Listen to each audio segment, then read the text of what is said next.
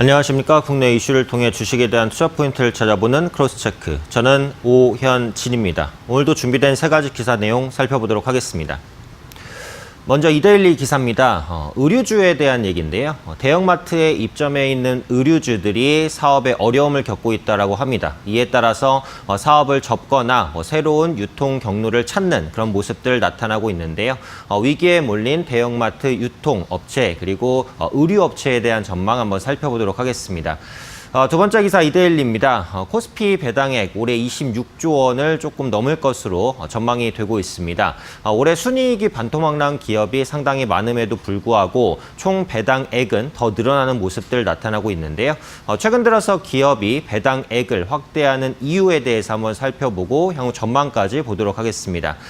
마지막 한국경제의 기사입니다. 그래서 올해도 얼마 남지 않았죠. 그래서 증권사들이 내년 한국 증시에 대한 전망하고 있는데요. 내년 코스피 지수의 밴드 전망이 있었습니다. 그리고 내년 섹터별로는 그 반도체 그리고 중국 소비주가 상대적인 강세를 보이면서 시장을 이끌 것으로 전망을 했는데요. 마지막 이슈로 살펴보도록 하겠습니다. 먼저 이데일리 15면 유통면에 있는 기사입니다. 앞서 말씀드린 대로 대형마트에 입점해 있는 의류주들이 이제 매출에 어려움을 좀 많이 겪고 있다라는 소식인데요. 가장 큰 이유라고 한다면 대형마트의 성장률이 부진했기 때문에 대형마트에 입점해 있는 의류주들도 실적이 좋지 못할 수밖에 없었다라고 보시면 되겠습니다. 먼저 이제 대형마트의 성장률부터 한번 볼 텐데요.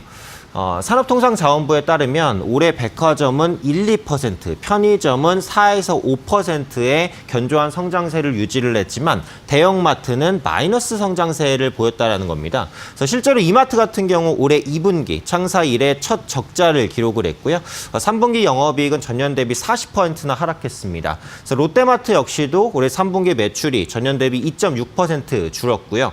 홈플러스 같은 경우 이제 비상장사이기 때문에 정확한 실적을 추출할 수는 없겠지만 온라인 유통업계에 밀리면서 상당한 고전을 보여주고 있는 모습들 나타나고 있습니다. 이에 따라서 이제 의류 제조업체들이 그 상품들을 온라인으로 바꾸거나 아니면 새로운 유통 채널을 찾기 위한 노력들을 좀 꾸준하게 하고 있다라는 관점이죠. 아무래도 대형마트 내에서 이제 매출이 부진했기 때문에 이런 부분들을 온라인으로 극복하려는 모습들이 나타나고 있다라고 보시면 될 것 같고요. 대형 PB 업체들은 아예 이제 사업을 좀 철수하고 있는 모습들도 나타납니다. 그래서 롯데마트 같은 경우 이제 2016년 3월에 출시한 의류 PB 브랜드 테라는 브랜드를 지난 7월 철수하기로 결정을 했습니다. 현재는 2개 매장만 남아있는 상황이고요. 올해 안에 브랜드를 정리할 계획입니다. 그래서 수익성이 나지 않는 PB 의류 브랜드를 유지하기보다는 이제 정리 쪽으로 가닥을 잡고 있다라고 보시면 될 것 같은데요. 대형마트에 입점해 있는 의류 업체들은 그 외에도 이제 전문 SPA 브랜드와 경쟁해야 되는데 이런 부분이 쉽지 않다라는 거죠. 전문 SPA 브랜드라고 한다면 우리가 흔히 생각할 수 있는 유니클로와 같은 기업들을 생각해 보시면 될 것 같습니다. SPA 브랜드 같은 경우에는 유행에 굉장히 민감하고요. 연령층도 상당히 높게 커버를 하고 있습니다. 그러다 보니까 다양한 제품들을 빠른 시일 내에 공급하는 것이 굉장히 중요하다라고 보셔야 될 것 같은데 아무래도 전문 마트에 있는 그 PB SPA 브랜드보다는 이런 전문 SPA 브랜드가 경쟁력이 더 있겠죠. 그래서 이런 부분에 대해서 밀릴 수밖에 없었다라는 부분입니다. 그래서 롯데마트 관계자는 올해 상반기부터 연내 철수를 목표로 마무리 절차를 밟아왔다라는 거죠. 그래서 의류 매장 자리에는 경쟁력이 있는 신규 SPA 브랜드가 입점할 계획이다라는 부분을 밝히고 있습니다. 사실 이제 겨울철은 의류주의 보통 성수기라고 평가가 됩니다. 겨울옷이 여름옷이나 가을옷보다는 비싸기 때문에 상대적으로 마진이 많이 남기 때문인데요. 이런 성수기 효과도 최근 의류업체들은 누리지 못하고 있습니다. 실제로 주가를 보면 의류업종 지수는 2018년에 고점을 찍고 꾸준하게 하락하는 모습들 나타나고 있습니다. 올해도 이런 부분들이 아마 극복되기는 어려울 것으로 보여지는 만큼 의류주에 투자를 하시는 분들은 확실한 브랜드 가치를 가진 업체를 선별하는 것이 가장 중요하겠다라고 말씀드리겠습니다. 다음 기사 보겠습니다. 이데일리 18면 증권면에 있는 기사입니다. 올해 코스피 기업들의 배당 총액 합이 26조 원을 조금 넘어설 것으로 보입니다. 그래서 작년마다 늘어나면서 4년 연속 배당액을 늘리고 있는 추세인데요. 관련 그림을 한번 보겠습니다. 코스피 주요 상장사의 배당 총액 추이를 보시면요. 2016년에 17조 3,400원, 2017년에 21조대, 그리고 2018년에 25조, 그리고 2019년에 26조 3,700억으로 전년 대비해서 약 4,800억 배당액이 늘어날 것으로 전망이 되고 있습니다. 물론 이제 성장률은 좀 줄어들었죠. 그래서 매년 한 4조 정도 늘어나던 배당액이 이번에 4,800억 원이 늘었으니까 성장률은 줄었는데 올해 같은 경우 기업 이익이 크게 감소했다라는 것을 생각해 보면 그래도 이익 대비해서는 상당한 배당을 하는 것이다라고 분석하셔도 될 것 같습니다. 이렇게 기업들이 배당을 많이 주는 이유는 뭐 여러 가지가 있는데요.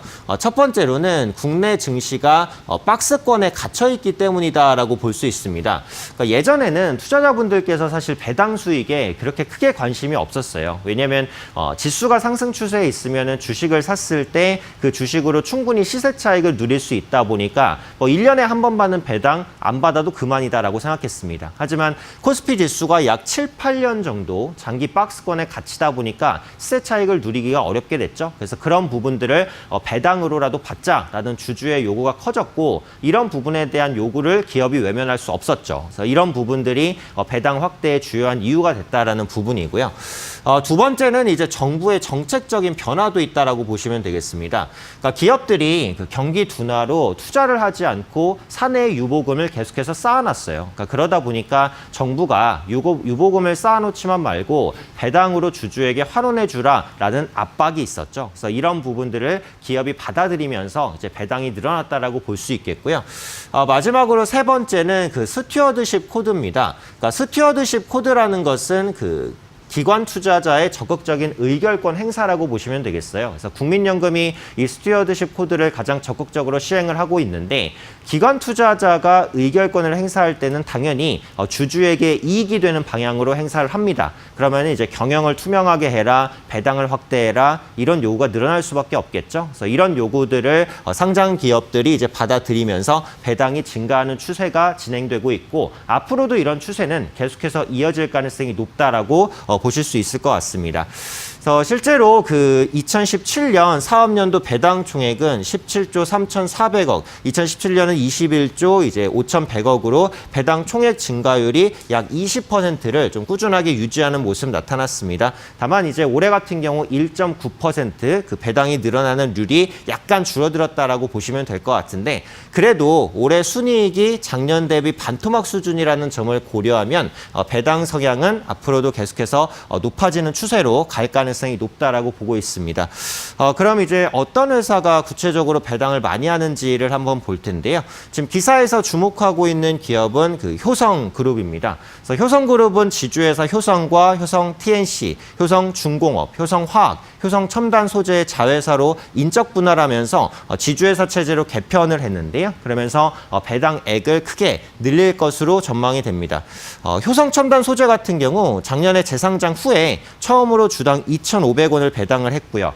효성 TNC 같은 경우 배당액을 1,000원에서 2,500억으로 증액할 것으로 추정이 되고 있습니다. 그래서 배당에 관심이 있으신 분들은 효성 관련된 그룹주에 한번 관심을 가지시면 좋지 않을까라고 판단을 하고 있고요. 그 외 개별주로는 이제 한국금융지주가 있습니다. 그래서 배당 수익률이 3.4%로 상당히 높습니다. 그래서 절대 배당액이 늘어나는 종목으로 한국금융지주를 뽑고 있는데요. 한국금융은 이제 배당액이 2,402원으로 작년보다 602원 늘어나고 배당 수익률도 3.4% 수준이라는 겁니다. 다만 이제 기사에서는 그 배당액이 감소하는 업종도 꼽고 있는데요. 바로 정유화학 업종이다라고 보시면 되겠습니다. 사실 이제 정유화학주는 그동안 배당을 많이 주는 그런 섹터로 분류가 됐습니다. 하지만 올해 같은 경우 중국 경기가 부진하면서 화학주와 정유주의 실적이 급격하게 나빠졌죠. 그러다 보니까 배당액도 이제 절반에서 3분의 1 수준으로 줄어들 수밖에는 없었습니다. 그래서 올해 정유주라든지 이제 화학주를 투자하시는 분들은 배당 매력이 크지 않기 때문에 이런 부분들은 좀 감안하셔서 투자하셔야 될 것 같고요. 올해 같은 경우 이제 배당락이 한 일주일 정도 정도밖에 남지 않았습니다. 그래서 막판 배당주 전략을 짜셔야 되는데 단순히 고배당주를 매수하는 것은 크게 의미가 없고요. 내년 실적 개선이 동반되면서 고배당을 하는 섹터를 선별적으로 보시는 것이 배당주의 올바른 전략이라고 말씀드리도록 하겠습니다. 마지막 기사 내용 보겠습니다. 한국경제 23면 증권면에 있는 기사입니다. 연말이기 때문에 이제 증권사에서 내년 증시 전망이 있었는데요. 내년은 이익 개선이 본격화되는 시기가 될 것이다라는 분석이 가장 주류를 이뤘습니다. 우선 그 증권사에서 예상한 내년 코스피 지수의 밴드를 보시면요. 이제 1,900포인트에서 2,500포인트 사이에서 지수가 움직일 것이다라고 전망을 했습니다. 그러니까 올해 대비 지수가 회복은 되지만 그래도 큰 폭의 상승이 나오기는 조금 어렵고 실적별로, 종목별로 차별화 장세가 심하게 나타날 것이다라는 전망이 주요 전망이었습니다. 그럼 유가증권 시장 상장사의 그 영업이익과 순이익 추이를 볼 텐데요. 2017년부터 올해까지 순이익이 계속해서 감소했지만 이제 내년을 기점으로 소폭이나마 순이익과 영업이익 모두 좀 회복되는 흐름을 보일 것으로 전망을 하고 있습니다. 업종별로 그 영업이익 증감률 컨센서스를 보시면요. 삼성전자가 38% 정도, LG생활건강 10% 정도, 반도체와 화장품주의 이익이 증가할 것으로 전망을 했고요. 카카오는 103%네, 크게 이제 증감할 것으로 보여집니다. 반면에 이제 은행주는 조금 부진할 것으로 보이죠. 신한지주 마이너스 0.89%, 영업이익이 감소할 것으로 보고 있는데 아무래도 이제 저금리 기조가 장기화되면서 은행들이 NIM, 순이자 마진을 얻기가 어려운 구조로 진행이 되고 있습니다. 그래서 그러다 보니까 은행주 같은 경우 수익성이 꺾이는 모습이고요. 마지막 한국전력 같은 경우 내년에 전기요금 인상이 진행이 되면서 큰 폭의 영업이익 증가가 나타날 것으로 보여지고 있습니다. 그중에서도 이제 가장 주목하는 업황은 이제 반도체라고 보시면 될 것 같아요. 삼성전자와 SK하이닉스 실적 컨센서스가 크게 증가하는 모습들 나타나고 있고요. DXI 지수, 그러니까 반도체 가격 지수가 꾸준한 상승세를 보이면서 내년 영업이익 삼성전자 같은 경우 38% 정도 개선될 것으로 보여지고 있습니다. 추가적으로 주목할 업종은 이제 화장품주죠. 그러니까 중국 같은 경우 내수 부양 정책을 내년에 적극적으로 짤 가능성이 높습니다. 그래서 화장품주가 꾸준히 주목받을 가능성이 높고요. 마지막으로 카카오와 네이버 같은 인터넷주에 대한 관심도 좀 필요할 것으로 보여지고 있습니다. 다만 이제 앞서 말씀드렸던 그 반도체라든지 이 카카오, 네이버 같은 인터넷 관련주들은 성장에 대한 기대감이 지수에 상당 부분 반영됐다라고 판단하고 있습니다. 현재 내년 실적 기대감이 있으면서도 주가가 매력을 가지고 있는 업종은 화장품주와 조선주라고 판단을 하니까요. 화장품주와 조선주에 대한 관심 좀 가져보시면 좋겠다 말씀드리겠습니다. 네, 금일 준비한 기사 내용 모두 살펴보았습니다. 간밤에 미증시는 상승 마감하였는데요. 중국과 미국의 1단계 무역 협상에 대한 서명이 다음 달에 있을 것이다라는 기대감이 반영된 것으로 보입니다. 금일 국내 증시도 양호한 흐름을 보일 것으로 예상이 되니까요. 낙폭과대 수출주에 대한 관심 가져보시면 좋지 않을까 말씀드리겠습니다. 이상으로 크로스체크 오현진이었습니다.